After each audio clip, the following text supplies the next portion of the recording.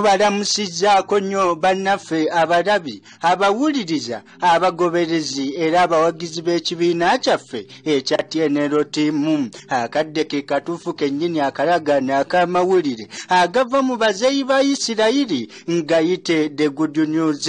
Nze agenda okugakutuusaako siri mulala wabula nze muzeeyi Chris Kisige akambambirwa Joseph nnyina gw'amanyiikawo abiri erya Kisige n'erya Joseph agasigadde tombuuza wajinagajja. Ketugende butereevu mu mitwe emikulu egy'amawulire g'olwaleero. Wuno sabbuuni akyasinza okwoza amabala. Abange tujja kulaba sabbuuni kyoyo era agooza atya, ye muyinza kumufuna mutya. Katonda okusonyiwa yakutaddeko obukwakulizo. Katonda okusonyiwa yakutaddeko obukwakulizo. Munzikirize mmale okunywa ku lwendo lw'amazzi nkomawo nago. Sabbuuni akyasinze okwoza amabala azuuliddwa. Oluvannyuma lw'okuba nti nno companies nnyingi zireese sabbuuni waabwe gwe zikoze era ne batandika okugezesa engeri gye zijjamu amabala, ne kizuulwa nti waliwo ebbala eriganye. Lino ebbala eriganye okuggyibwamu sabbuuni oyo lye liyitibwa desini kiyite ekibi. Ekyamazima kiri nti teri sabbuuni wa ku nsi yenna asobola kujja kibi mu mubiri gw'omuntu okuggyako munnaffe ono Matayo gw'atulagiridde. Matayo atuwadde sabbuuni asobola okukola ekyo obulungi ddala era nga amuwandiseeko mu ssuula ye ey'omwenda ennyiriri ezisookawo 6. Bw'atyo bw'atutegeezezza nti sabbuuni akyasinze okujja ebbala mu mubiri oyo si mulala wabula ye Mukama waffe Yesu Kristo. Ketulabe risaaki wa muganda waffe Matayo ye akizudde atya era mwatu oluvannyuma naffe twefunire ku ekisingako obwangu kye kiruwa okugamba nti ebibi byombi kusonyiye oba nti yimirira otambule. Kaakano kambalage nti omwana w'omuntu alina obuyinza ku nsi okusonyiwa ebibi. Kaakano kambalage nti omwana w'omuntu alina obuyinza ku nsi okusonyiwa ebibi. Mwana wange guma omwoyo, ebibi byombi kusonyiye.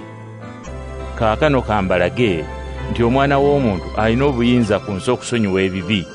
Mwana wange guma omwoyo, ebibi byombi kusonyiye. Mwana wange guma omwoyo, ebibi byombi kusonyiye.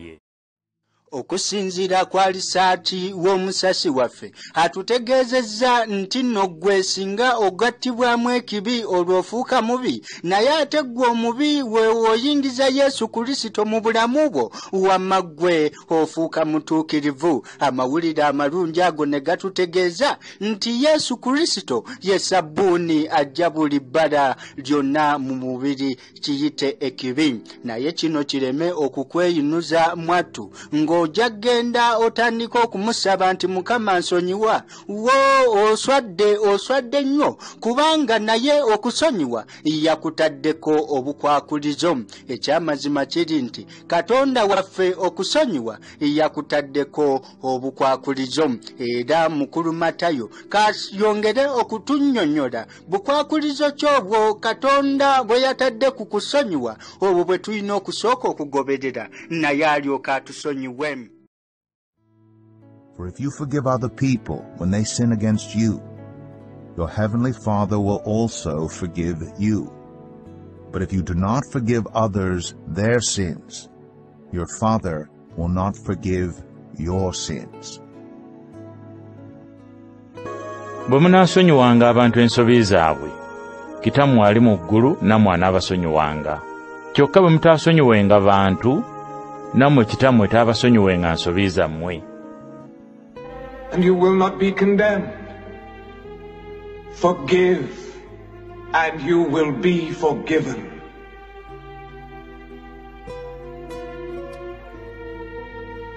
Be perfect, just as our Father in heaven is perfect. Okusinziira kwa lipoota ya munnaffe oyo Matayo 6:14 paka 15 atutegeeza nti akakwakulizo Katonda ke yatadde ku kusonyiwa keeko okusonyiwa abalala. N'olwekyo osaanye okimanye nti Katonda asonyiwa atasonyiwa atamusonyiwa. Kati nno nga tonnafukamira kutandika kwegayirira Mutonzi akusonyiwe, mwattu sooka osonyiwe abo abaakunyiizanyiiza edda, olwo naye ajja kusonyiwa. Kuba wonna asonyiwa abantu ensobi zaabwe, kitaawo oyo Katonda ali mu ggulu naawe anaakusonyiwa. Ago ge gabadde amawulire gaffe The Good News. Nsigadde nze Chris Kisige akambambirwa Joseph, omuzeeyi mu bazeeyi ba Isirayiri okuva mu kibiina kya TNL Team Dramatic Club. 07567919 ye namba yaffe. Tufune ne ku WhatsApp. Songa ate gwe ayagala otusanga tusisinkane ku ssomero lya Progressive VSS Buloba wamu ne Rate Secondary and Vocational School Bulenga. Tujja kubeera Butooda tu bye.